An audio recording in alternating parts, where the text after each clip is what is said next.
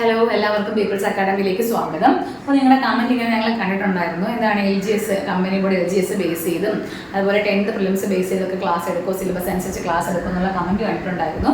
അപ്പോൾ നമുക്ക് എന്ത് ചെയ്യാം, അങ്ങനെ സിലബസ് അനുസരിച്ച് തന്നെ ക്ലാസ് പോകാം. ഇത് രണ്ടിൻ്റെയും, അതായത് കമ്പനി ബോർഡ് LGS ആയാലും 10th പ്രിലിംസ് ആയാലും സിലബസ് ഓൾമോസ്റ്റ് സെയിം ആണ്. അപ്പോൾ ഈ രണ്ട് സിലബസിലും പ്രധാനമായിട്ട് വരുന്നത് അല്ലെങ്കിൽ മെയിനായിട്ടുള്ള ഒരു പോർഷനാണ് എന്ന് പറയുന്നത് ഇന്ത്യൻ ജോഗ്രഫി. ആ ഇന്ത്യൻ ജോഗ്രഫിയിലെ ഫസ്റ്റ് ടോപ്പിക് തന്നെ ഇതാണ്, ഇന്ത്യയുടെ ഭൂമിശാസ്ത്രപരമായ സവിശേഷതകൾ, അതിർത്തികൾ, അതിരുകൾ. എന്താണ് ഇന്ത്യയുടെ ഭൂമിശാസ്ത്രപരമായ സവിശേഷതകൾ, അതിർത്തികൾ, അതിരുകൾ. അപ്പോൾ അതാണ് നമ്മൾ ഇന്നത്തെ ക്ലാസ്സിൽ പഠിക്കാൻ പോകുന്നത് കേട്ടോ. ഫസ്റ്റ് ടോപ്പിക് അതാണ്. അപ്പോൾ നിങ്ങൾ സിലബസ് അനുസരിച്ച് പോകുന്നവർ നന്നായിട്ട് കണ്ട് പഠിക്കുക, പഠിക്കുന്ന കാര്യങ്ങൾ ടിക്കറ്റ് അങ്ങ് സിലബസിനെ കംപ്ലീറ്റ് ചെയ്യുക. അപ്പോൾ നമ്മൾ പഠിക്കാൻ പോവുകയാണ് നമ്മുടെ ഇന്ത്യൻ ജോഗ്രഫിയിലെ ഫസ്റ്റ് ടോപ്പിക് ആയിട്ടുള്ള ഇന്ത്യയുടെ ഭൂമിശാസ്ത്രപരമായ സവിശേഷതകൾ, അതിർത്തി, അതിരുകൾ. അതാണ് നമ്മൾ ഇന്ന് പഠിക്കാൻ പോകുന്നത്. നമ്മൾ നമ്മുടെ ജോഗ്രഫി എടുക്കുന്ന സമയത്ത് എന്താണ്, നമ്മുടെ ഈ ജോഗ്രഫിയിൽ പ്രധാനമായിട്ട് രണ്ട് സാങ്കല്പിക രേഖകളുണ്ട്. ആ രണ്ട് സാങ്കല്പിക രേഖകളാണ് ഏതൊക്കെ രണ്ട് രേഖകളാണ്? അക്ഷാംശ രേഖകളും രേഖാംശ രേഖകളും. അപ്പൊ ജോഗ്രഫിയിലുള്ള പ്രധാനപ്പെട്ട രണ്ട് സാങ്കല്പിക രേഖകളാണ് അക്ഷാംശ രേഖയും രേഖാംശ രേഖയും. ഇത് നമ്മൾ ആദ്യം മനസ്സിലാക്കണം, എന്നാലേ നമുക്ക് ഇന്ത്യയുടെ സ്ഥാനം കണ്ടെത്താനായിട്ട് പറ്റുള്ളൂ. എപ്പോഴും PSC ചോദിക്കുന്ന ഒരു ക്വസ്റ്റ്യൻ ആണ് ഇന്ത്യയുടെ സ്ഥാനം, ഇന്ത്യ എവിടെയാണ്. അപ്പൊ അത് നമുക്ക് പഠിക്കണമെങ്കിൽ ഈ രണ്ട് രേഖകളെ കുറിച്ച് നമുക്ക് ആദ്യം ഒരു അറിവുണ്ടായിരിക്കണം. നമ്മുടെ ഭൂമി നമ്മൾ ഇങ്ങനെ വരച്ചു കഴിഞ്ഞാൽ നമ്മൾ പറഞ്ഞില്ലേ രണ്ട് സാങ്കല്പിക രേഖകളാണുള്ളതെന്ന്, അക്ഷാംശ രേഖയും രേഖാംശ രേഖയും. നമ്മളിത് ഇങ്ങനെ വരയ്ക്കുന്ന രേഖകളാണ് അക്ഷാംശ രേഖകൾ, കുറുകെ വരയ്ക്കുന്ന രേഖകളാണ് രേഖാംശ രേഖകൾ. അത് മാറിപ്പോകരുത്. നമ്മൾ ഇങ്ങനെ വരയ്ക്കുന്ന രേഖകൾ അക്ഷാംശ രേഖകളും കുറുകെ വരയ്ക്കുന്ന രേഖകളാണ് രേഖാംശ രേഖകളും. ഇങ്ങനെ നമ്മൾ വരയ്ക്കുന്നതിൽ ഈ സെന്ററിൽ കൂടെ നമ്മൾ വരച്ചില്ലേ, അതിനെ വിളിക്കുന്ന പേരാണ് ഭൂമധ്യരേഖ. ഭൂമധ്യരേഖ 0 ഡിഗ്രിയാണ്. അപ്പോൾ 0 ഡിഗ്രി അക്ഷാംശ രേഖയാണ് ഏതെന്ന് പറയുന്നത് ഭൂമധ്യരേഖ.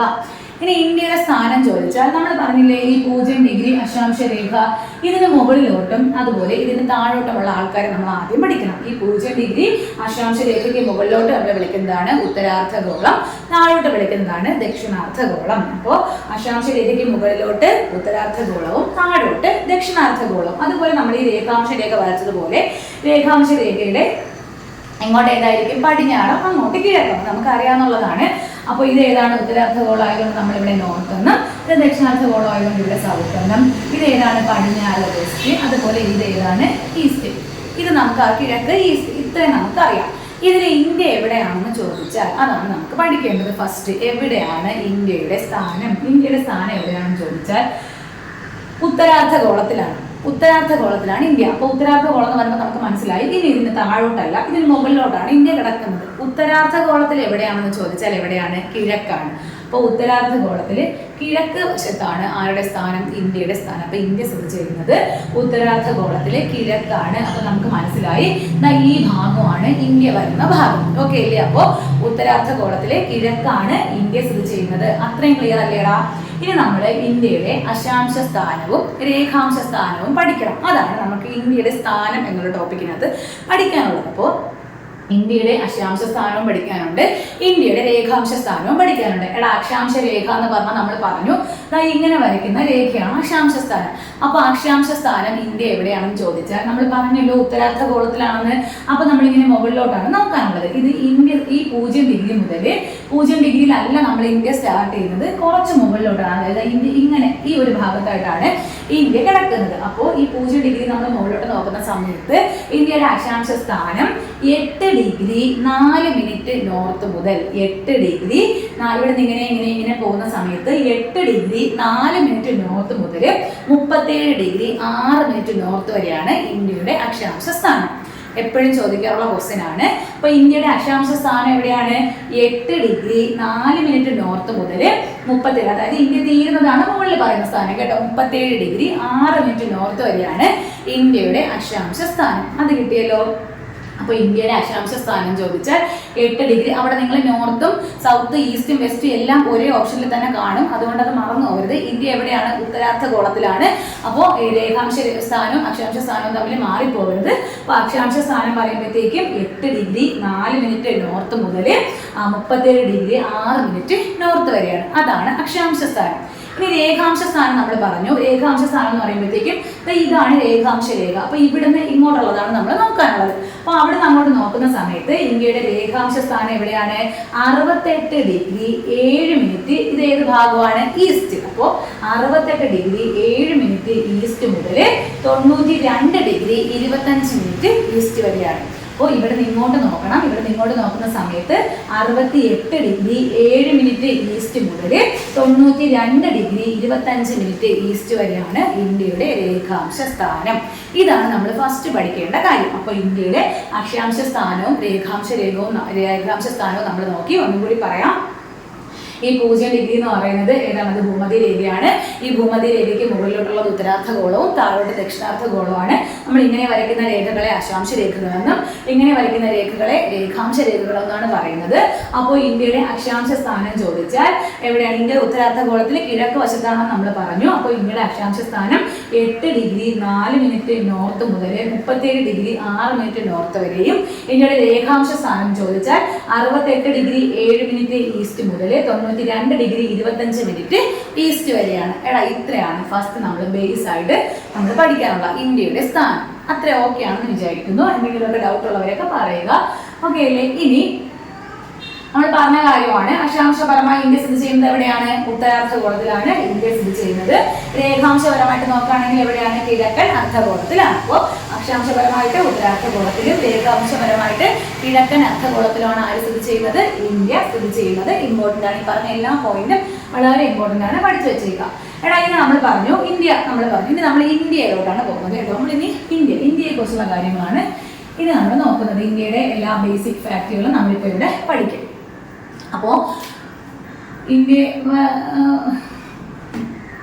നിങ്ങൾ നന്നായിട്ട് വരച്ച് പഠിക്കുക. അപ്പോൾ നമ്മൾ മൊത്തത്തിലുള്ള ഇന്ത്യ വരയ്ക്കുന്ന സമയത്ത് ഇന്ത്യയിലെ നമുക്കറിയാം ഇത് ഏതാണ്? ഇത് തെക്ക്, ഇവിടെ വടക്ക്, ഇതേതാണ്? കിഴക്ക്, ഇവിടെ പടിഞ്ഞാറ്. ഇവിടെ പടിഞ്ഞാറ് വരയ്ക്കാനൊന്നും അറിയത്തില്ല കേട്ടോ.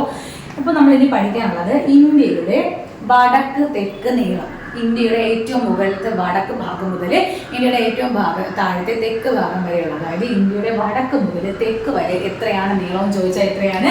3214 കിലോമീറ്റർ ആണ്. അതായത് ഇന്ത്യയുടെ വടക്ക് തെക്ക് നീളം എത്രയാണ്? 3214 കിലോമീറ്റർ ആണ്. ഇതിൽ മാറ്റം വരില്ല. ഇത് നിങ്ങൾ പഠിക്കേണ്ട ഫിഗറാണ്, മറന്നു പോകാതെ പഠിച്ചു വയ്ക്കുക. അപ്പോൾ ഇന്ത്യയുടെ വടക്ക് മുതൽ തെക്ക് വരെയുള്ള നീളം എത്രയാണ്? 3214 കിലോമീറ്റർ ആണ്. അതുപോലെ ഇന്ത്യയുടെ കിഴക്ക് മുതൽ പടിഞ്ഞാറ് വരെ. അപ്പോൾ ഇതിനാണോ നീളം കൂടുതൽ? ഇതിനായിരിക്കുമോ നീളം കൂടുതൽ? സ്വാഭാവികമായിട്ട് നീളം കൂടുതൽ വടക്ക് തെക്കാണ് കേട്ടോ നീളം കൂടുതൽ. ഇനി കിഴക്ക് പടിഞ്ഞാറ് നീളം ചോദിച്ചാൽ അത് എത്രയാണ്? അത് 2933 ആണ് കേട്ടോ. 2933 ആണ് ഇന്ത്യയുടെ കിഴക്ക് പടിഞ്ഞാറ് നീളം. അപ്പൊ ഇന്ത്യയുടെ വടക്ക് തെക്ക് നീളം എത്രയാണ്? അത് 3214 കിലോമീറ്ററും. ഇനി ഇന്ത്യയുടെ കിഴക്ക് പടിഞ്ഞാറ് നീളം ചോദിച്ചാൽ 2933 കിലോമീറ്ററും. ഓക്കെ ഇല്ലേടാ? അപ്പൊ നമ്മൾ ഇത്രയും പഠിച്ച് നമുക്ക് ഒരിക്കൽ കൂടി പറയാം. ഇന്ത്യയുടെ സ്ഥാനം എന്ന് പറയുന്നത് എവിടെയാണെന്ന് ചോദിച്ചാൽ അക്ഷാംശം 8 ഡിഗ്രി 4 മിനിറ്റ് മുതൽ 37 ഡിഗ്രി 6 മിനിറ്റ് നോർത്ത് വരെയും. അതുപോലെ രേഖാംശ സ്ഥാനം 68 ഡിഗ്രി 7 മിനിറ്റ് ഈസ്റ്റ് മുതൽ 92 ഡിഗ്രി 25 മിനിറ്റ് ഈസ്റ്റ് വരെയാണ്. പിന്നെ നമ്മൾ പറഞ്ഞു അക്ഷാംശപരമായിട്ട് ഇന്ത്യ സ്ഥിതി ചെയ്യുന്നത് എവിടെയാണെന്ന് ചോദിച്ചാൽ അത് ഉത്തരാർദ്ധഗോളത്തിലും, രേഖാംശപരമായിട്ട് ഇന്ത്യ സ്ഥിതി ചെയ്യുന്നത് എവിടെയാണ്? അത് കിഴക്കൻ അർദ്ധഗോളത്തിലുമാണ്.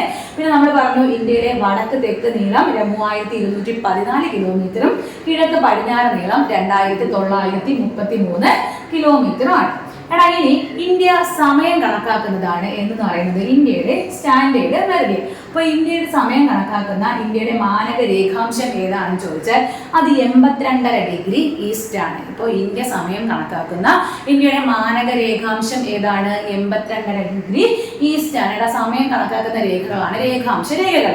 അപ്പോൾ അതിൽ ഇന്ത്യ സമയം കണക്കാക്കുന്ന ഇന്ത്യയുടെ മാനക രേഖാംശം എപ്പോഴും പരീക്ഷയ്ക്ക് ചോദിക്കാറുണ്ട്. അതേതാണ്? അത് 82.5 ഡിഗ്രി ഈസ്റ്റ് ആണ്. അപ്പോൾ ഇന്ത്യ സമയം കണക്കാക്കുന്ന ഇന്ത്യയുടെ മാനക രേഖാംശം ഏതാണ്? 82.5 ഡിഗ്രി ഈസ്റ്റ് ആണ്. അപ്പോൾ നമ്മൾ പറഞ്ഞല്ലോ ഇന്ത്യ ഇവിടെ ഇങ്ങനെ ഇവിടെ ഉത്തരാർദ്ധഗോളത്തിൽ കിഴക്കൻ അർദ്ധഗോളത്തിലാണ് ഇന്ത്യ സ്ഥിതി ചെയ്യുന്നത്. അപ്പോൾ ഇതുവഴി എന്ത് ചെയ്യുന്നുണ്ട്? രേഖാംശ രേഖകൾ കടന്നു പോകുന്നുണ്ട്. അതിൽ ഏത് രേഖാംശം അനുസരിച്ചാണ് ഇന്ത്യ സമയം കണക്കാക്കുന്നതെന്ന് ചോദിച്ചാൽ 82.5 ഡിഗ്രി ഈസ്റ്റ്. ഇങ്ങോട്ട് പോകുന്ന രേഖാംശ രേഖകളെ നമ്മൾ ഈസ്റ്റ് എന്നല്ലേ പറയുന്നത്. അപ്പോൾ 82.5 ഡിഗ്രി ഈസ്റ്റ് രേഖാംശം അനുസരിച്ചാണ് നമ്മൾ എന്ത് കണക്കാക്കുന്നത്? നമ്മുടെ സമയം കണക്കാക്കുന്നത്. ഇതിനെയാണ് നമ്മൾ എന്തെന്ന് അറിയപ്പെടുന്നത് സ്റ്റാൻഡേർഡ് മെറിഡിയൻ കേട്ടോ. സ്റ്റാൻഡേർഡ് മെറിഡിയൻ 82.5 ഡിഗ്രി ഈസ്റ്റ് ആണ്. ഇനി ഇത് കടന്നു പോകുന്നത് ഈ 82.5 ഡിഗ്രി എന്താണ് ഈ മാനക രേഖാംശം കടന്നു പോകുന്നത് ഉത്തർപ്രദേശിലെ അലഹബാദിലുള്ള മിർസാപൂർ സിറ്റിയിലൂടെയാണ് കേട്ടോ. അപ്പൊ എവിടെയാണ്? ഉത്തർപ്രദേശിലെ അലഹബാദിലെ എവിടെ മിർസാപൂർ സിറ്റിയിലൂടെയാണ് ഈ 82.5 ഡിഗ്രി ഇന്ത്യയുടെ എന്താണ് മാനക രേഖാംശം കടന്നു പോകുന്നത്. അപ്പോൾ ഇന്ത്യയുടെ മാനക രേഖാംശം കടന്നു പോകുന്നത് എവിടെ കൂടിയാണെന്ന് ചോദിച്ചാൽ അത് ഉത്തർപ്രദേശിലെ അലഹബാദിലെ എവിടെയാണ്? ഉത്തർപ്രദേശിലെ അലഹബാദിലെ മിർസാപൂർ സിറ്റിയിലൂടെയാണ് കടന്നു പോകുന്നത്. അപ്പോൾ ഇന്ത്യ സമയം കണക്കാക്കുന്ന ഇന്ത്യയുടെ മാനക രേഖാംശം സ്റ്റാൻഡേർഡ് മെറിഡിയൻ ഏതാണ്? അത് 82.5 ഡിഗ്രി ഈസ്റ്റ് ആണ്. ഇത് കടന്നു പോകുന്നത് എവിടെ കൂടിയാണ്? ഉത്തർപ്രദേശിലെ അലഹബാദിലെ മിർസാപൂർ സിറ്റിയിലൂടെയാണ്. ഓക്കെ. അപ്പൊ നമ്മൾ പറഞ്ഞില്ലേ ഈ മാനക രേഖാംശം, അതായത് ഇങ്ങനെ ഇങ്ങനെ കടന്നു പോകുന്ന മാനക രേഖാംശത്തിൽ ഇവിടെ കൂടെ കടന്നു പോകുന്നതാണ് 82.5 ഡിഗ്രി ഈസ്റ്റ്. ഈ 82.5 ഡിഗ്രി ഈസ്റ്റ് മാനക രേഖാംശം കടന്നു പോകുന്ന 5 സംസ്ഥാനങ്ങളാണ് ഉള്ളത്. അപ്പൊ 5 സംസ്ഥാനങ്ങളിലൂടെ എന്ത് ചെയ്യുന്നുണ്ട്? ഇത് കടന്നു പോകുന്നുണ്ട്. ഏതൊക്കെയാണെന്ന് ചോദിച്ചാൽ ഒന്ന് ഉത്തർപ്രദേശ് നമ്മൾ പറഞ്ഞു. അപ്പോൾ ഉത്തർപ്രദേശ്, അതുപോലെ അതിന്റെ താഴെയുള്ള മധ്യപ്രദേശ്, പിന്നെ ഏതാണ്? ഛത്തീസ്ഗഡ്, ഒഡീഷ, ആന്ധ്രാപ്രദേശ്. ഈ 5 സംസ്ഥാനങ്ങളിലൂടെയാണ് ഈ മാനക രേഖാംശമായിട്ടുള്ള 82.5 ഡിഗ്രി ഈസ്റ്റ് കടന്നു പോകുന്നത്. ഏതൊക്കെ സംസ്ഥാനങ്ങളിലൂടെ പോകുന്നുണ്ട്? ഉത്തർപ്രദേശ് ഉണ്ട്, മധ്യപ്രദേശ് ഉണ്ട്, ഛത്തീസ്ഗഡ് ഉണ്ട്, അതുപോലെ ഒഡീഷ, ആന്ധ്രാപ്രദേശ്. ഉത്തർപ്രദേശ്, മധ്യപ്രദേശ്, ഛത്തീസ്ഗഡ്, ഒഡീഷ, ആന്ധ്രാപ്രദേശ്. ഈ 5 സംസ്ഥാനങ്ങളിലൂടെയാണ് ചോദിച്ചിട്ടുണ്ട്. ഇവയിൽ പെടുന്നതും പെടാത്തതും ഒക്കെ PS ചോദിച്ചിട്ടുണ്ട്. അപ്പൊ അത് പഠിച്ചു വെച്ചേക്കുക. ഈ 5 സംസ്ഥാനങ്ങളിലൂടെയാണ് ഇന്ത്യയുടെ മാനക രേഖാംശമായിട്ടുള്ള 82.5 ഡിഗ്രി ഈസ്റ്റ് കടന്നു പോകുന്നത്. ഏതൊക്കെ സംസ്ഥാനങ്ങളാണ്? ഉത്തർപ്രദേശ്, മധ്യപ്രദേശ്, ഛത്തീസ്ഗഡ്, ഒഡീഷ, ആന്ധ്രാപ്രദേശ്. ഇതുവരെ നമ്മൾ പറഞ്ഞ എല്ലാ കാര്യങ്ങളും ഓക്കെ അല്ലേടാ? ഇടയിൽ നോക്കിക്കോ. അതായത് ഇന്ത്യയുടെ ഈ പടിഞ്ഞാറ് നിന്നും കിഴക്കോട്ട് നമ്മൾ പറഞ്ഞു എത്രയാണ് നീളം എന്ന് പറഞ്ഞു? 2933 പറഞ്ഞു. അപ്പൊ ഈ പടിഞ്ഞാറ് മുതൽ കിഴക്ക് വരെ നമ്മൾ നോക്കുന്ന സമയത്ത് ഇതുവഴി മൊത്തം 30 രേഖാംശ രേഖകളാണ് കടന്നു പോകുന്നത്. അതായത് ഇന്ത്യയുടെ പടിഞ്ഞാറ് മുതൽ കിഴക്ക് വരെ നമ്മൾ നോക്കുന്ന സമയത്ത് മൊത്തം 30 രേഖാംശ രേഖകൾ കടന്നു പോകുന്നുണ്ട്. ഈ ഓരോ രേഖാംശ രേഖയ്ക്കും 4 മിനിറ്റിന്റെ വ്യത്യാസമാണ് ഉള്ളത്. ഓക്കെ അല്ലേ? അപ്പോൾ 30 രേഖാംശ രേഖകൾ കടന്നു പോകുന്നുണ്ട്, 4 മിനിറ്റിന്റെ വ്യത്യാസമാണ് ഉള്ളത്. അപ്പൊ മൊത്തം എത്ര മിനിറ്റ് ആയി? 120 മിനിറ്റ്. 120 മിനിറ്റ് എന്ന് പറയുമ്പോൾ എത്രയാണ്? 2 മണിക്കൂർ. ഓക്കെ അല്ലേടാ? അപ്പോ അതായത് ഇവിടെ നിന്ന് ഇങ്ങോട്ട് പോകുന്നതിനനുസരിച്ച് എന്താണ് നമ്മുടെ പടിഞ്ഞാറ് മുതൽ കിഴക്ക് വരെ നോക്കുമ്പോൾ മൊത്തം 30 രേഖാംശ രേഖകൾ കടന്നു പോകുന്നുണ്ട്. ഈ ഓരോ രേഖാംശ രേഖയ്ക്കും 4 മിനിറ്റിന്റെ വ്യത്യാസമാണുള്ളത്. അപ്പോൾ നമ്മൾ നോക്കുന്ന സമയത്ത് ഈ പടിഞ്ഞാറ് നിന്ന് കിഴക്കോട്ട് വരുമ്പോഴത്തേക്കും 2 മണിക്കൂറിന്റെ സമയ വ്യത്യാസം നമുക്ക് കാണാൻ പറ്റും. ആ സമയ വ്യത്യാസത്തിന്റെ റീസൺ ഇതാണ്. പടിഞ്ഞാറ് നിന്ന് കിഴക്കോട്ടേക്ക് വരുമ്പോഴത്തേക്കും 30 രേഖാംശ രേഖകളുണ്ട്. ആ ഓരോ രേഖാംശ രേഖയ്ക്കും 4 മിനിറ്റിന്റെ സമയ വ്യത്യാസമാണ് കാണിക്കുന്നത്. അങ്ങനെ ഈ 30 രേഖാംശ രേഖകൾ ഇങ്ങനെ വരുന്ന സമയത്ത് മൊത്തം പടിഞ്ഞാറ് നിന്ന് കിഴക്കോട്ടേക്ക് നോക്കുന്ന സമയത്ത് 2 മണിക്കൂറിന്റെ സമയ വ്യത്യാസം നമുക്ക് അവിടെ കാണാനായിട്ട് പറ്റും. അപ്പൊ ഇന്ത്യയുടെ പടിഞ്ഞാറ് നിന്നും തെക്ക് വരെ കടന്നു പോകുന്ന രേഖാംശ രേഖകളുടെ എണ്ണം 30 ആണ്. ഓരോ ഡിഗ്രിക്കും, അതായത് ഈ ഓരോ രേഖാംശ രേഖയ്ക്കും എത്രയാണ്? 4 മിനിറ്റ് മാറും. അതുകൊണ്ട് തന്നെ മൊത്തം ഈ പടിഞ്ഞാറ് മുതൽ കിഴക്ക് വരെ എത്ര സമയ വ്യത്യാസം ഉണ്ടായിരിക്കും? 2 മണിക്കൂറിന്റെ വ്യത്യാസം നമുക്ക് അവിടെ അനുഭവപ്പെടുന്നതിന്റെ റീസൺ ഇതാണ്. ഓക്കെ, അത് മനസ്സിലായോ? ഇനി നമ്മൾ പറഞ്ഞല്ലേ, ഇപ്പോൾ ഇന്ത്യ എവിടെയാണ്? ഉത്തരാർദ്ധഗോളത്തിലാണ്, അതിൽ കിഴക്കൻ അർദ്ധഗോളത്തിലാണെന്ന് പറഞ്ഞു. ഇനി ഇന്ത്യയുടെ മാനക രേഖാംശം 82.5 ഡിഗ്രി ഏതാണ്? കിഴക്കാണെന്ന് പറഞ്ഞു. ഇനി നമ്മുടെ ഇന്ത്യയുടെ മധ്യത്തിലൂടെ കടന്നു പോകുന്ന ഒരു രേഖയുണ്ട്. ഇന്ത്യയുടെ മധ്യത്തിലൂടെ പോകുന്നത് എപ്പോഴും എല്ലാവർക്കും തെറ്റാറുണ്ട്. അതിനെ ഭൂമധ്യരേഖ എന്നൊക്കെ പറഞ്ഞ ക്വസ്റ്റ്യൻ നല്ലപോലെ വായിക്കാതെ തെറ്റിക്കാറുണ്ട്. ഇത് ഭൂമധ്യരേഖ എവിടെയാണ്? ഇന്ത്യയുടെ താഴെയാണ് അല്ലേ? എന്നാൽ ഇന്ത്യയുടെ മധ്യത്തിലൂടെ കടന്നു പോകുന്ന ഒരാളുണ്ട്. അതാരാണെന്ന് ചോദിച്ചാൽ അതാണ് ഉത്തരായന രേഖ. അപ്പൊ ഇന്ത്യയുടെ മധ്യത്തിലൂടെ കടന്നു പോകുന്ന രേഖ ഏതാണ്? അത് ഉത്തരായന രേഖയാണ്. ഇന്ത്യയുടെ മധ്യത്തിലൂടെയാണ് ഇത് കടന്നു പോകുന്നത്. അപ്പൊ ഇന്ത്യയെ വടക്കേ ഇന്ത്യയെന്നും തെക്കേ ഇന്ത്യയെന്നും വേർതിരിക്കുന്ന രേഖ ഏതായിരിക്കും? അത് ഉത്തരായന രേഖയാണ്. ചോദിച്ചിട്ടുള്ള ക്വസ്റ്റ്യൻ ആണ്. അപ്പൊ ഇന്ത്യയുടെ മധ്യത്തിലൂടെ കടന്നു പോകുന്ന അക്ഷാംശ രേഖ ഇങ്ങനെയാണ് പോകുന്നത്. അപ്പോൾ അത് അക്ഷാംശ രേഖയാണോ രേഖാംശ രേഖയാണോ? അതിന് നമുക്ക് കൺഫ്യൂഷൻ ഇല്ലല്ലേ? അത് ഏതാണ്? ഇങ്ങനെ മധ്യത്തിലൂടെ കടന്നു പോകുമ്പോൾ അത് അക്ഷാംശ രേഖയാണ്. അപ്പൊ ഇങ്ങനെ ചോദിക്കും, ഇന്ത്യയുടെ മധ്യത്തിലൂടെ കടന്നു പോകുന്ന അക്ഷാംശ രേഖ അല്ലെങ്കിൽ ഇന്ത്യയെ വടക്കേ ഇന്ത്യ എന്നും തെക്കേ ഇന്ത്യയിൽ നിന്ന് വേർതിരിക്കുന്ന അക്ഷാംശ രേഖ, അതിന്റെ ഉത്തരം ഏതാണ്? അത് ഉത്തരായന രേഖയാണ്. അതേതാണ്? ഉത്തരായന രേഖ. ഈ ഉത്തരായന രേഖ എന്നും വിളിക്കാറുണ്ട്, 23.5 ഡിഗ്രി അക്ഷാംശം എന്നും ഇതിനെ വിളിക്കാറുണ്ട്. അപ്പോൾ ഇന്ത്യയുടെ മധ്യത്തിലൂടെ കടന്നു പോകുന്ന അക്ഷാംശ രേഖയാണ് ഉത്തരായന രേഖ, അല്ലെങ്കിൽ 23.5 ഡിഗ്രി അക്ഷാംശം. ഇതാണ് 23.5 ഡിഗ്രി അക്ഷാംശം. ഇത് 23.5 ഡിഗ്രി അക്ഷാംശമാണ്. അതായത് 30 ഓക്കെ അല്ലേ? അപ്പോൾ അതായത് നമ്മൾ പറഞ്ഞു ഇന്ത്യ എന്ന് പറയുന്നത്, ഇന്ത്യയുടെ അക്ഷാംശ സ്ഥാനം നമ്മൾ നോക്കുമ്പോൾ 8 ഡിഗ്രി 4 മിനിറ്റ് മുതൽ ഏതുവരെയാണ്? 37 ഡിഗ്രി 6 മിനിറ്റ് വരെയാണ്. അപ്പോൾ ഇതിന്റെ ഇടയ്ക്ക് വെച്ചിട്ടാണ് ഇന്ത്യ എന്ത് ചെയ്യുന്നത്? രണ്ടായിട്ട് ഡിവൈഡ് ചെയ്യുന്നത്. അത് ഏതാണ്? അത് ഉത്തരായന രേഖയാണ്. അത് എത്ര ഡിഗ്രിയാണെന്ന് ചോദിച്ചാൽ 23.5 ഡിഗ്രിയാണ്. അപ്പോൾ ഇത്രയും നമ്മൾ പറഞ്ഞുള്ളൂ. ഇന്ത്യയുടെ മധ്യഭാഗത്തു കൂടി കടന്നു പോകുന്ന അക്ഷാംശ രേഖയാണ് ഏത്? ഉത്തരായന രേഖ, അല്ലെങ്കിൽ 23.5 ഡിഗ്രി അക്ഷാംശം എന്ന് അറിയപ്പെടുന്നു.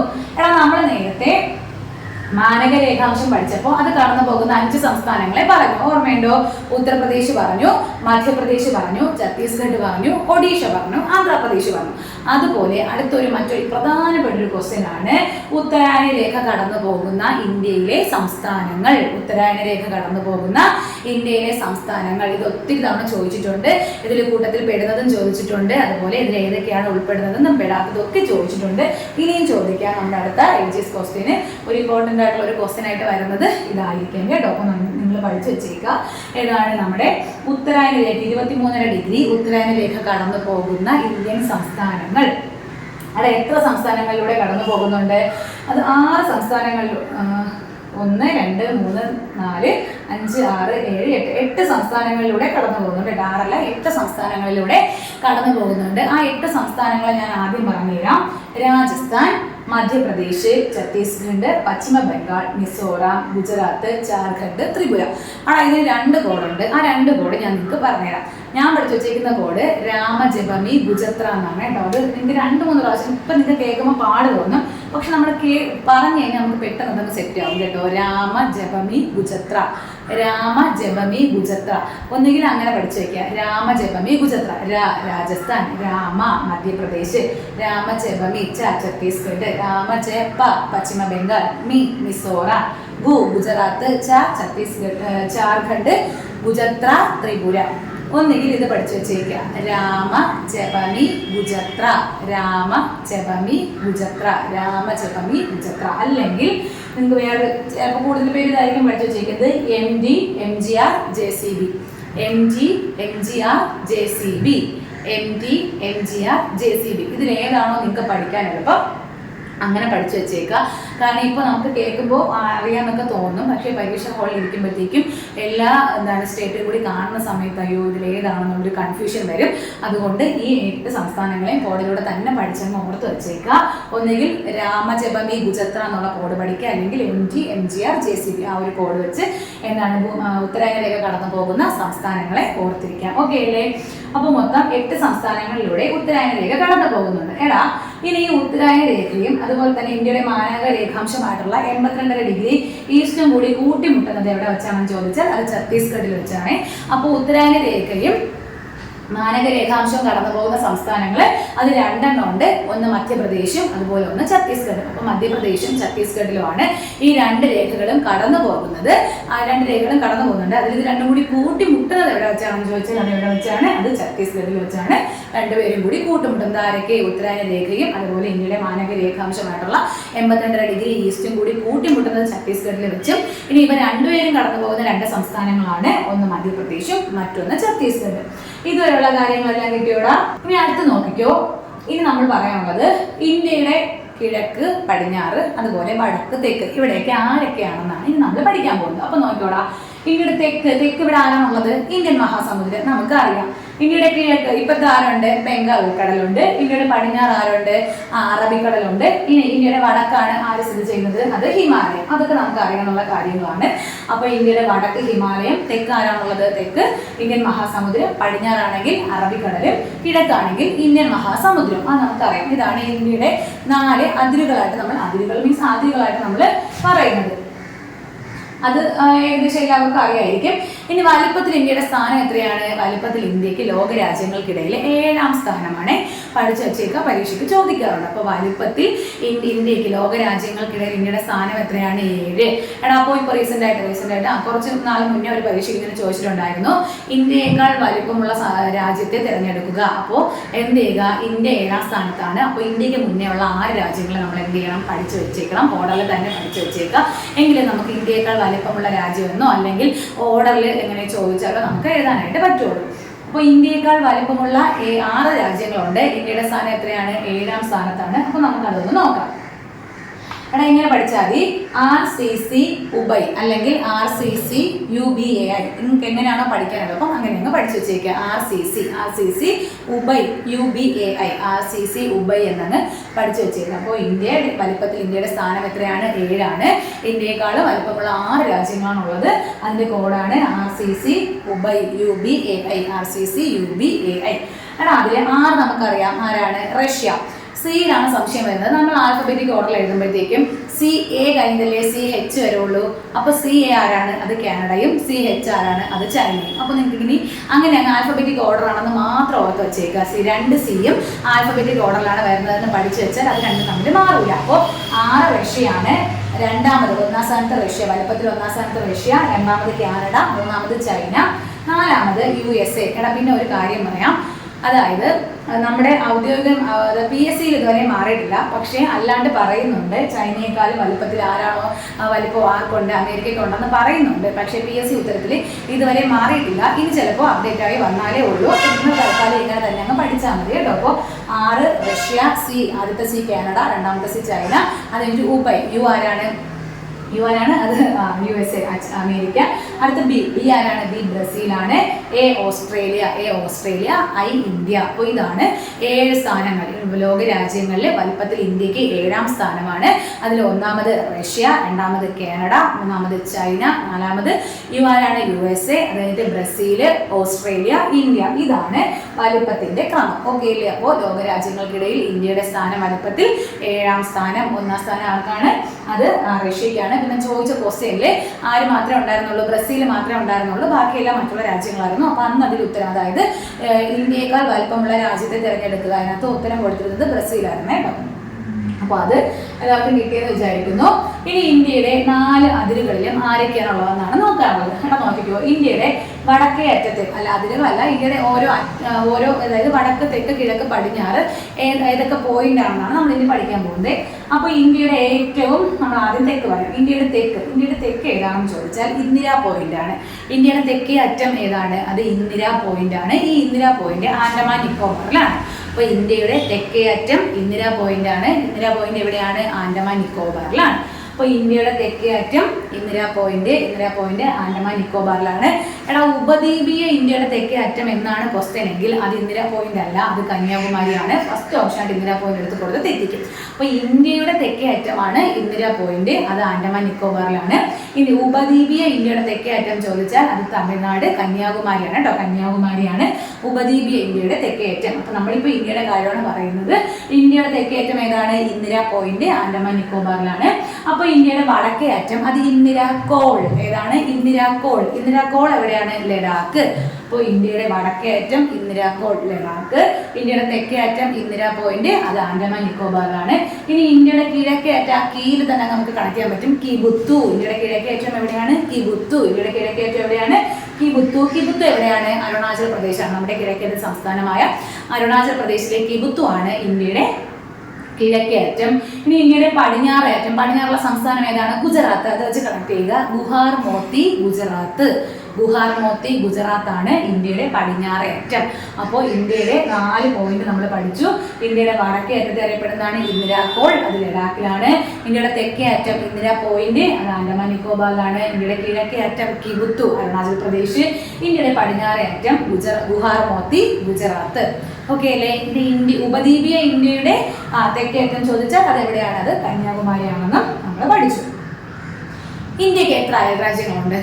ഇന്ത്യക്ക് എത്ര അയൽരാജ്യങ്ങളുണ്ടെന്ന് ചോദിച്ചാൽ ഇന്ത്യക്ക് 9 അയൽരാജ്യങ്ങളുണ്ട്. ഓക്കെ അല്ലേ? ഇന്ത്യക്ക് എത്ര അയൽരാജ്യങ്ങളുണ്ട്? 9 അയൽരാജ്യങ്ങളുണ്ട്. എടാ ഇത് ഇന്ത്യയായിട്ട് എടുത്താൽ ഇന്ത്യയുടെ അയൽരാജ്യങ്ങൾ ഒന്ന് ഏതായിരിക്കും? പാകിസ്ഥാൻ. 2 അഫ്ഗാനിസ്ഥാൻ. അപ്പൊ പാകിസ്ഥാൻ, അഫ്ഗാനിസ്ഥാൻ, ഇവിടെ ആരുണ്ട്? China, Nepal, Bhutan, Myanmar, Bangladesh. ഇത്രയാണ് കരയിലുള്ള ഇന്ത്യയുടെ അയൽ രാജ്യങ്ങൾ. ഇനി 2 പേരാരാണ്? കടലിലാണ്. ഒന്ന് ഏതാണ്? ശ്രീലങ്കയും മറ്റൊന്ന് മാലിദ്വീപ്. ശ്രീലങ്ക, മാലിദ്വീപ്. അപ്പൊ ഇന്ത്യക്ക് മൊത്തം 9 അയൽ രാജ്യങ്ങളുണ്ട്. പാകിസ്ഥാൻ, അഫ്ഗാനിസ്ഥാൻ, ചൈന, നേപ്പാൾ, ഭൂട്ടാൻ, മ്യാൻമർ, ബംഗ്ലാദേശ്, ശ്രീലങ്ക, മാലിദ്വീപ്. ഈ 9 എണ്ണമാണ് ഇന്ത്യയുടെ അയൽ രാജ്യങ്ങൾ. ഇതും ചോദിക്കും. അപ്പോൾ ഇന്ത്യയുടെ അയൽ രാജ്യങ്ങൾ ഏതൊക്കെയാണെന്ന് ചോദിച്ചാൽ ഇന്ത്യക്ക് എത്ര അയൽ രാജ്യമുണ്ട്? 9 അയൽ രാജ്യങ്ങളുണ്ട്. പാകിസ്ഥാൻ, അഫ്ഗാനിസ്ഥാൻ, ചൈന, നേപ്പാൾ, ഭൂട്ടാൻ, മ്യാൻമർ, ബംഗ്ലാദേശ്, ശ്രീലങ്ക, മാലിദ്വീപ്. എടാ ഇതില് കര അതിർത്തി പങ്കിടുന്ന എത്ര പേരുണ്ട്? 7 പേരും. തീരപ്രദേശ അതിർത്തി പങ്കിടുന്ന എത്ര പേരുണ്ട്? 2 പേരുമാണ്. അപ്പൊ ഇന്ത്യയുമായിട്ട് കര അതിർത്തി പങ്കിടുന്ന രാജ്യങ്ങളുടെ എണ്ണം 7ഉം ഇന്ത്യയുമായി കടൽ അല്ലെങ്കിൽ തീര അതിർത്തി പങ്കിടുന്ന രാജ്യങ്ങളുടെ എണ്ണം 2ഉമാണ്. മൊത്തം ഇന്ത്യക്ക് എത്ര അയൽ രാജ്യങ്ങളുണ്ടെന്ന് ചോദിച്ചാൽ മൊത്തം എത്ര അയൽ രാജ്യങ്ങളുണ്ട്? 9 അയൽ രാജ്യങ്ങളാണുള്ളത്. അതിൽ കര അതിർത്തി പങ്കിടുന്നത് 7ഉം സമുദ്ര അതിർത്തി പങ്കിടുന്നത് 2ഉം. അപ്പൊ മൊത്തം 9 എണ്ണം ഏതൊക്കെയാണ്? ഇന്ത്യയുടെ അയൽ രാജ്യങ്ങളാണ് പാകിസ്ഥാൻ, അഫ്ഗാനിസ്ഥാൻ, ചൈന, നേപ്പാൾ, ഭൂട്ടാൻ, മ്യാൻമർ, ബംഗ്ലാദേശ്, ശ്രീലങ്ക, മാലിദ്വീപ്. ഇത്രയാണ് ഇന്ത്യയുടെ അയൽ രാജ്യങ്ങൾ. എടാ എന്നാൽ ഇന്ത്യൻ ഉപഭൂഖണ്ഡത്തിൽ എത്ര രാജ്യങ്ങളുണ്ടെന്ന് ചോദിച്ചാൽ എത്ര രാജ്യങ്ങളുണ്ട്? അത് 7 രാജ്യങ്ങളുണ്ട് കേട്ടോ. ഇപ്പൊ ഇന്ത്യൻ ഉപഭൂഖണ്ഡത്തിൽ എത്ര രാജ്യങ്ങളുണ്ട്? 7 രാജ്യങ്ങളാണ്. ഇന്ത്യയും കൂടി ചേർത്താണ് ഇന്ത്യൻ ഉപഭൂഖണ്ഡത്തിൽ 7 രാജ്യങ്ങളുള്ളത്. ഇതും പ്രീവിയസ് ക്വസ്റ്റ്യൻ ആണ്. അപ്പോൾ ഇന്ത്യക്ക് മൊത്തം ഇന്ത്യയുടെ അയൽ രാജ്യങ്ങൾ എത്ര പേരുണ്ട്? 9 പേരുണ്ട്. ഇനി ഇന്ത്യൻ ഉപഭൂഖണ്ഡം എന്ന് പറയുമ്പോൾ ഇന്ത്യയും ചേർത്ത് മൊത്തം 7 രാജ്യങ്ങളെ ഉള്ളൂ. അതിനകത്ത് 3 പേരില്ല. ആ 3 പേര് ഇല്ലാത്തത് ആരൊക്കെയാണെന്ന് ചോദിച്ചാൽ അഫ്ഗാനിസ്ഥാൻ ഇല്ല, ചൈന ഇല്ല, അതുപോലെ മ്യാൻമർ ഇല്ല. അപ്പോൾ ഇന്ത്യൻ ഉപഭൂഖണ്ഡത്തിൽ 7 രാജ്യങ്ങൾ, ഇന്ത്യയും കൂട്ടി 7 രാജ്യങ്ങളെ ഉള്ളൂ. ഇന്ത്യയുടെ അയൽ രാജ്യങ്ങൾ അറിയാമെങ്കിൽ ഇന്ത്യൻ ഉപഭൂഖണ്ഡത്തിൽ ഇല്ലാത്ത 3 രാജ്യങ്ങളാണ്. ഒന്ന് ഏതാണ്? അഫ്ഗാനിസ്ഥാൻ, അതുപോലെ China, Myanmar. Afghanistan, China, Myanmar ഈ 3 രാജ്യങ്ങളും ഇന്ത്യൻ ഉപഭൂഖണ്ഡത്തിൽ ഇല്ല. അങ്ങനെയാണെങ്കിൽ ഇന്ത്യൻ ഉപഭൂഖണ്ഡത്തിലുള്ള രാജ്യങ്ങൾ ഏതൊക്കെയായിരിക്കും? ഇന്ത്യ, പാകിസ്ഥാൻ, നേപ്പാൾ, ഭൂട്ടാൻ, ബംഗ്ലാദേശ്, ശ്രീലങ്ക, മാലിദ്വീപ്. ഈ 7 രാജ്യങ്ങളാണ് ഇന്ത്യൻ ഉപഭൂഖണ്ഡത്തിലുള്ളത്. ഇന്ത്യ ഉൾപ്പെടെ 7 രാജ്യങ്ങളാണ് ഇന്ത്യൻ ഉപഭൂഖണ്ഡത്തിലുള്ളത്. ഏതൊക്കെയാണെന്ന് ചോദിച്ചാൽ ഇന്ത്യ, പാകിസ്ഥാൻ, നേപ്പാൾ, ഭൂട്ടാൻ, ബംഗ്ലാദേശ്, ശ്രീലങ്ക, മാലിദ്വീപ്. ഈ 7 രാജ്യങ്ങളാണ് ഇന്ത്യൻ ഉപഭൂഖണ്ഡത്തിലുള്ളത്.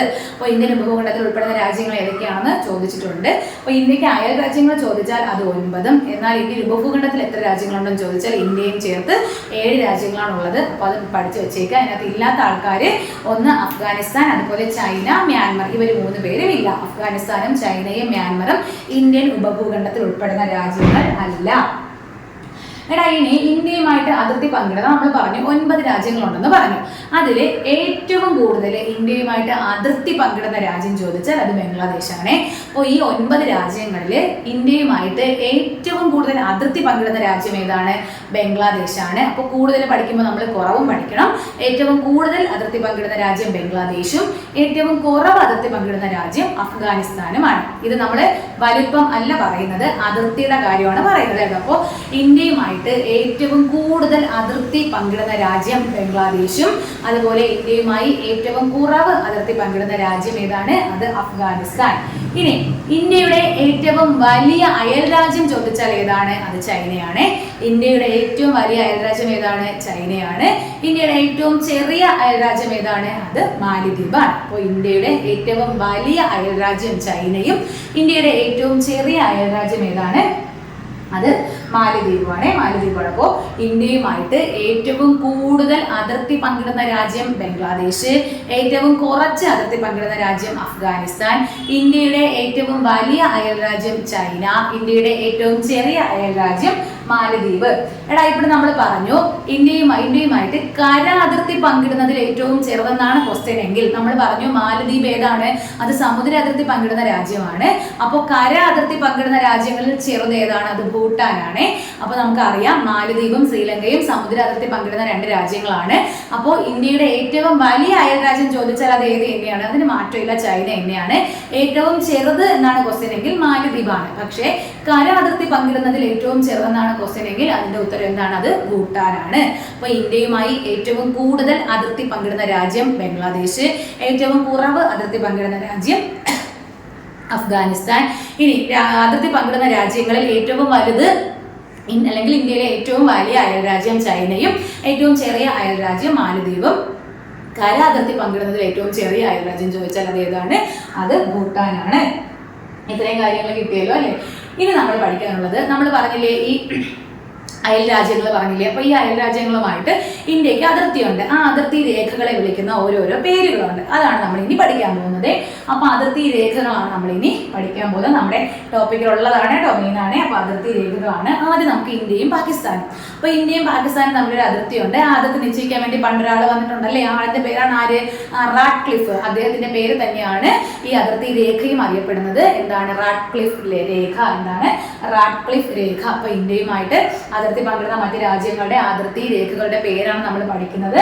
അതിൽ ഇന്ത്യയും പാകിസ്ഥാനും തമ്മിലുള്ള അതിർത്തി രേഖയെ വിളിക്കുന്ന പേരാണ് റാഡ്ക്ലിഫ് രേഖ. എന്താണ്? റാഡ്ക്ലിഫ് രേഖ. ഇന്ത്യയും പാകിസ്ഥാനും തമ്മിലുള്ള അതിർത്തി രേഖയെ വിളിക്കുന്ന പേരാണ് റാഡ്ക്ലിഫ് രേഖ. അടുത്താണുള്ളത് അഫ്ഗാനിസ്ഥാൻ. അപ്പോൾ ഇന്ത്യയും അഫ്ഗാനിസ്ഥാനും തമ്മിലുള്ള അതിർത്തി രേഖയാണ് ഡ്യൂറന്റ് രേഖ. എന്താണ്? ഡ്യൂറന്റ് രേഖ. ഇന്ത്യയും പാകിസ്ഥാനും ഉള്ള അതിർത്തി രേഖയാണ് റാഡ്ക്ലിഫ്. ഇന്ത്യയും അഫ്ഗാനിസ്ഥാനും തമ്മിലുള്ള അതിർത്തി രേഖയാണ് ഡ്യൂറന്റ്.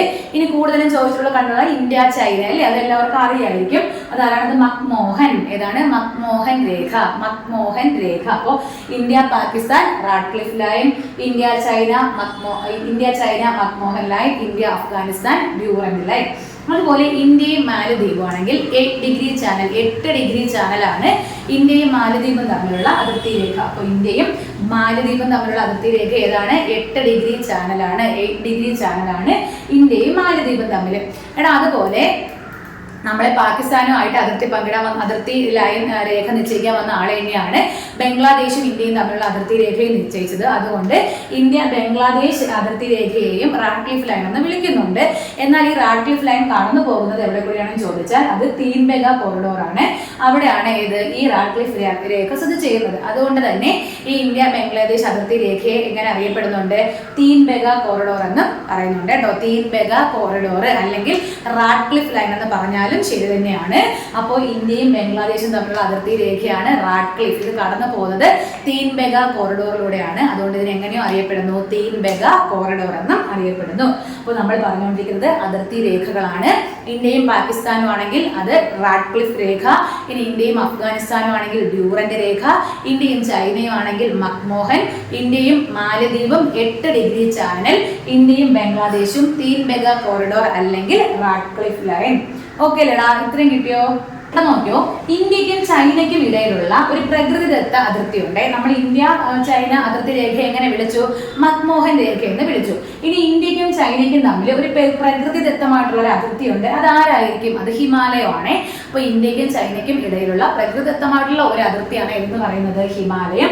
അതുപോലെ തന്നെ ഇന്ത്യക്കും മ്യാൻമാറിനും ഇടയിലും ഇതുപോലെ പ്രകൃതിദത്തമായിട്ടുള്ള മലനിരകൾ 2 പേരുണ്ട്. അത് ഏതൊക്കെയാണ്? ഒന്ന് പൂർവാചലും, അതുപോലെ മറ്റൊന്നാണ് അരക്കന്യോമ കേട്ടോ. അരക്കന്യോമയും അതുപോലെ തന്നെ പൂർവാചലുമാണ്. അരക്കന്യോമ മലനിരകളും പൂർവാചലുമാണ് ആർക്കിടയിലെ ഇന്ത്യക്കും മ്യാൻമാർക്കും ഇടയിലുള്ള അതെന്താണ്? പ്രകൃതിദത്തമായിട്ടുള്ള അതിർത്തി. അപ്പോൾ ഇന്ത്യക്കും ചൈനയ്ക്കും ഇടയിലുള്ള പ്രകൃതിദത്തമായിട്ടുള്ള അതിർത്തിയാണ് ആര്? അത് ഹിമാലയം. ഇനി ഇന്ത്യക്കും മ്യാൻമാറിനും ഇടയിലുള്ള പ്രകൃതിദത്തമായിട്ടുള്ള അതിർത്തി അതായത് മലനിരകൾ ഏതൊക്കെ? ഒന്ന് പൂർവാചലും, അതുപോലെ ഒന്നാണ് അരക്കന്യോമ മലനിരകൾ.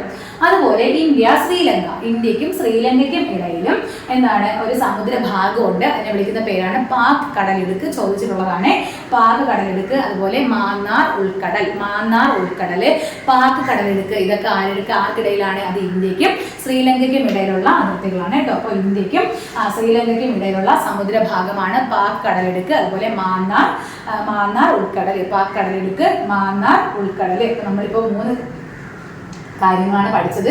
ഇന്ത്യക്കും ചൈനയ്ക്കും ഇടയിലുള്ള പ്രകൃതിദത്തമായ ഒരു അതിരാണ് ഹിമാലയം. അതുപോലെ ഇന്ത്യക്കും മ്യാൻമാറിനും ഇടയിലുള്ള മലനിരകൾ, അതിർത്തിയായിട്ട് നിൽക്കുന്ന മലനിരകളാണ് പൂർവാചലും അരക്കന്യോമയും. ഇന്ത്യക്കും ശ്രീലങ്കയ്ക്കും ഇടയിലുള്ള സമുദ്രഭാഗമാണ് പാക് കടലിടുക്ക് അല്ലെങ്കിൽ മാന്നാർ ഉൾക്കടൽ. ഇനി ഈ പാകിസ്ഥാനെയും അഫ്ഗാനിസ്ഥാനെയും തമ്മിൽ ബന്ധിപ്പിക്കുന്ന ഒരു ചുരമുണ്ട്. പരീക്ഷയ്ക്ക് ചോദിച്ചിട്ടുണ്ട്. ഏതാണ് ആ ചുരം? അത് ഖൈബർ ചുരമാണ്. ഖൈബർ ചുരം ഏതാണ്? പാകിസ്ഥാനും അഫ്ഗാനിസ്ഥാനും തമ്മിൽ ബന്ധിപ്പിക്കുന്ന ചുരമാണ്. ഏത് ചുരം? ഖൈബർ ചുരം. ഇത് തുറന്ന് നശിക്കും കേട്ടോ. അപ്പോൾ പാകിസ്ഥാനെയും അഫ്ഗാനിസ്ഥാനെയും തമ്മിൽ ബന്ധിപ്പിക്കുന്ന ചുരമാണ് ഖൈബർ ചുരം. പാകിസ്ഥാനെയും അഫ്ഗാനിസ്ഥാനെയും തമ്മിൽ ബന്ധിപ്പിക്കുന്ന ചുരമാണ് ഖൈബർ ചുരം. ഇനി നമുക്ക് ഇന്ത്യയിലുള്ള ബാക്കി കാര്യങ്ങളിലോട്ട് പോവുകയാണെങ്കിൽ ലോക ഭൂവിസ്തൃതിയുടെ എത്ര ശതമാനമാണ് ഇന്ത്യ എന്ന് ചോദിച്ചാൽ എത്ര ശതമാനമാണ്? 2.4%.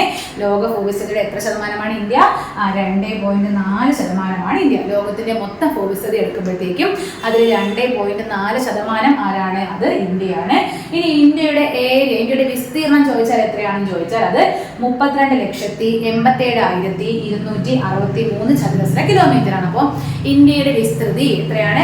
32,87,263 ചതുരശ്ര കിലോമീറ്റർ. 32,87,263 ചതുരശ്ര കിലോമീറ്റർ ആണ് ഇന്ത്യയുടെ വിസ്തീർണം. എടാ ഇത് ദശലക്ഷത്തിലാണെങ്കിൽ 3.28. ഇനി ലക്ഷത്തിലാണെങ്കിൽ അത് എത്രയാണ്? അത് 32 ലക്ഷമാണ് കേട്ടോ. അപ്പൊ ദശലക്ഷം ചോദിച്ചാൽ 3. അത് നിങ്ങൾ അതിനനുസരിച്ച് എഴുതുക. 3.28 ദശലക്ഷവും 32 ലക്ഷവും സ്ക്വയർ കിലോമീറ്റർ ആണ് കേട്ടോ. അപ്പോൾ ഇന്ത്യയുടെ വിസ്തൃതി 32,87,263 ചതുരശ്ര കിലോമീറ്റർ ആണ്. ദശലക്ഷം പറയുകയാണെങ്കിൽ 3.28 ദശലക്ഷവും സ്ക്വയർ കിലോമീറ്ററും അല്ലെങ്കിൽ 32 ലക്ഷം സ്ക്വയർ കിലോമീറ്ററുമാണ് ഇന്ത്യയുടെ വിസ്തീർണം. ഇന്ത്യയിൽ മൊത്തം എത്ര സംസ്ഥാനങ്ങളുണ്ട്? 28 സംസ്ഥാനങ്ങളും അതുപോലെ 8 യൂണിയൻ ടെറിട്ടറീസും ആണ് ഇന്ത്യയിലുള്ളത്. അതൊക്കെ എല്ലാവർക്കും അറിയാം. ഇന്ത്യയിൽ മൊത്തം 28 സംസ്ഥാനങ്ങളുണ്ട്, അതുപോലെ 8 യൂണിയൻ ടെറിട്ടറീസും ഉണ്ട്. ഇനി ഇന്ത്യയിൽ എന്താണ് സമുദ്ര അതിർത്തി പങ്കിടുന്ന എത്ര സംസ്ഥാനങ്ങളുണ്ടെന്ന് ചോദിച്ചാൽ 9 സംസ്ഥാനങ്ങളും സമുദ്ര അതിർത്തി പങ്കിടുന്ന 4 യൂണിയൻ ടെറിട്ടറീസും ആണ് ഉള്ളത് കേട്ടോ. അപ്പോൾ ഇന്ത്യയിൽ സമുദ്ര അതിർത്തി പങ്കിടുന്ന 9 സംസ്ഥാനങ്ങളും 4 യൂണിയൻ ടെറിട്ടറീസുമാണ് ഉള്ളത്. ഇനി സമുദ്ര അതിർത്തി പങ്കിടുന്നതിൽ ഏറ്റവും കൂടുതൽ സമുദ്ര അതിർത്തി ഉള്ളത് ആർക്കാണ്? അത് ഗുജറാത്തിനും. ഏറ്റവും കുറവ് സമുദ്ര അതിർത്തി ഉള്ളത് ഗോവയ്ക്കുമാണ്. അപ്പോൾ ഇന്ത്യയിലെ മൊത്തം 28 സംസ്ഥാനങ്ങളിൽ 9 സംസ്ഥാനങ്ങൾക്കാണ് സമുദ്ര അതിർത്തി ഉള്ളത്, 4 കേന്ദ്രഭരണ പ്രദേശങ്ങൾക്കുമാണ് സമുദ്ര അതിർത്തി ഉള്ളത്. ഏറ്റവും കൂടുതൽ കടൽത്തീരമുള്ള സംസ്ഥാനമാണ് ഗുജറാത്ത്, ഏറ്റവും കുറച്ച് കടൽത്തീരമുള്ള സംസ്ഥാനമാണ് ഗോവ. ഇനി ഇന്ത്യയിലെ ഏറ്റവും വലിയ സംസ്ഥാനം ഏതാണ്? അത് രാജസ്ഥാനാണ്. അപ്പോൾ വലിപ്പത്തിൽ കേരളത്തിന്റെ സ്ഥാനം എത്രയാണ്? 21. മൊത്തം 28 സംസ്ഥാനങ്ങളുള്ളതിൽ 21ാം സ്ഥാനമാണ് വലിപ്പത്തിൽ ആർക്കുള്ളത്? കേരളത്തിലുള്ളത്. ഏറ്റവും വലിയ സംസ്ഥാനം രാജസ്ഥാനാണ്. എടാ അതൊരു 5 എണ്ണം ഒന്ന് ഓർഡറിൽ പഠിച്ചു വെച്ചേക്കാം, ചോദിക്കാം. ഏറ്റവും വലിയ സംസ്ഥാനം രാജസ്ഥാൻ, രണ്ടാമത് മധ്യപ്രദേശ്, ഒന്നാമത് രാജസ്ഥാൻ, രണ്ടാമത് മധ്യപ്രദേശ്, മൂന്നാമത് മഹാരാഷ്ട്ര. രാജസ്ഥാൻ, മധ്യപ്രദേശ്, മഹാരാഷ്ട്ര, ഉത്തർപ്രദേശ്, ഗുജറാത്ത്.